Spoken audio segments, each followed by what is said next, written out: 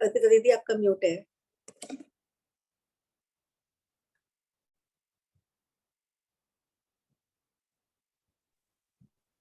आपने बहुत ही निर्मल भाव से ये कथा सुनाई और ये कथा में बहुत ही दृष्टिकोण है। सबसे बड़ी दृष्टिकोण है कि कोई किसी को भी अगर आत्मभाव आ जाता है, आनंद में वो रहते हैं, वो चाहते हैं कि उनके चारों तरफ जो रहते हैं उनको भी वही अवस्था आ जाए, ताकि दोनों में, उस अवस्था में वो दोनों या बहुत सारे जन अगर रहते हैं, बहुत आनंद आता है। आत्म भाव में ना बातें होती है, ना तर्क होता है, ना वितर्क होता है, ना इच्छा होती है, ना इच्छा पूर्ति की कामना होता है, ना भविष्य की रचना होती है। तो ये जो भविष्य की रचना और बहुत सारा हमारा समय, बहुत सारा हमारा जो ऊर्जा उसमें चला जाता है, बादल में कहानी बनाते बनाते। ये चुड़ाला की जो कहानी है, जो कथा है, एक स्त्री की कथा है। सांसारिक रूप में ये एक सिर्फ स्त्री या पुरुष, ये एक सिर्फ एक जो कहते हैं एक ड्रेस, यानी ड्रेस को क्या कहते हैं, एक पहनावा। आत्मस्थ अवस्था में एक ही। तो ये जो आपने शेष में एक सुंदर सा श्लोक आपने पढ़ा, इसका वही अर्थ है कि चाहे आप स्त्री हो, चाहे आप पुरुष हो, आप कुछ भी हो, आप आत्मस्थ अवस्था में इस सबसे मुक्त हो, और सबको आप चाहते हो कि सब आत्मस्थ हो जाए, आत्मानंद में सब रहे, चारों तरफ आनंद ही आनंद हो। जो आत्मानंद में रहते हैं वो बहुत करुणामय होते हैं। जैसे परोपकारी एक लक्षण है, वैसे करुणा भी एक लक्षण है जो आत्मानंद में रहते हैं। रानी चुड़ाला एक वैसे ही संवेदनशील और आत्मस्थ भाव है, जो चारों तरफ आत्मानंद की प्रचेष्टा करती। इसीलिए कहा जाता है, अगर कोई कुलीन स्त्री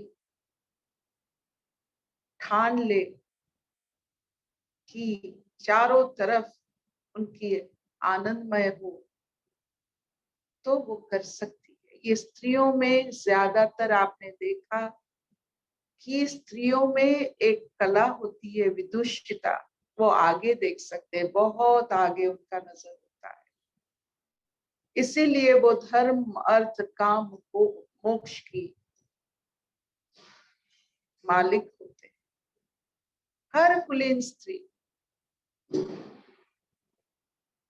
अपने साथ धर्म, अर्थ, काम, मोक्ष लेकर चलती है, मोक्ष तक पहुंचा सकती है। इसीलिए स्त्रियों को पूजन किया जाता है। ऐसे नहीं, उनकी गुणों के कारण वो विदुषी है। वो चाहे अनपढ़ हो, लेकिन वो देख सकती है। उनके पास एक ऐसा आंख है जो दूर दूर तक देख सकती है। उसी के कारण वो आगे होने वाले परिस्थितियों को वर्तमान में नियंत्रण कर सकती।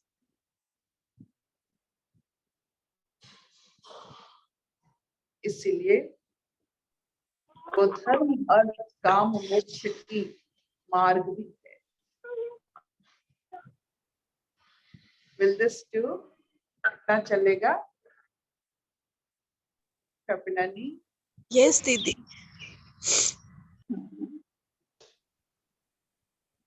स्वर्ग और स्त्री में कोई फर्क नहीं होता है। कुलीन स्त्री, अधोगति नहीं, कुलीन स्त्री। कुलीन का मतलब होता है जो अपने कुल परंपरा को मानती है, विश्वास करती है और अपना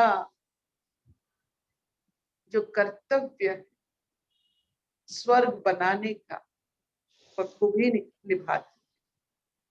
स्त्री ही एक ऐसा अवतार है, हर स्त्री अवतारी होते हैं, स्त्री एक ऐसा अवतार है जो स्वर्ग प्रतिष्ठा करते हैं।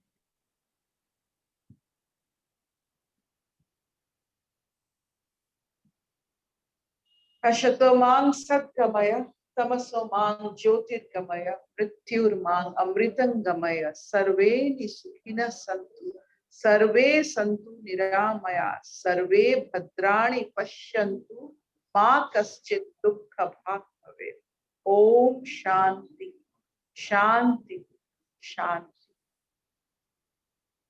सबका मंगल हो। चाहे अब कोई भी वेश में हो, पुरुष हो स्त्री हो, जो भी हो, अगर एक बार आत्म भाव में हम आ जाते हैं कुछ छूटता ही नहीं हमसे। एक बार आपने आत्म भाव में प्रतिष्ठित हो गए, उसका फल परोपकार के साथ करुणा भी होता है। और करुणा से स्वर्ग बनता है। अगर हम सबके साथ करुणा रखें, धैर्य रखें, करुणा का और एक नाम भी होता है धैर्य, तो स्वर्ग ही स्वर्ग है। ये करुणा ना रहने के कारण तो इतना अस्वस्थ होते हैं हम। अगर कोई किसी में व्यस्त है, नहीं हो रहा है, अगर हमारे पास करुणा है, हम उसे देख सकते हैं, अपेक्षा कर सकते हैं।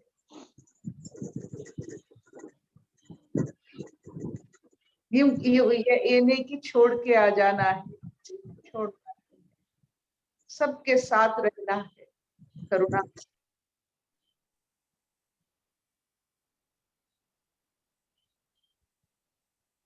Thank you for a wonderful. आज प्रीतो को कितना अच्छा उपाख्यान मिला पढ़ने के लिए।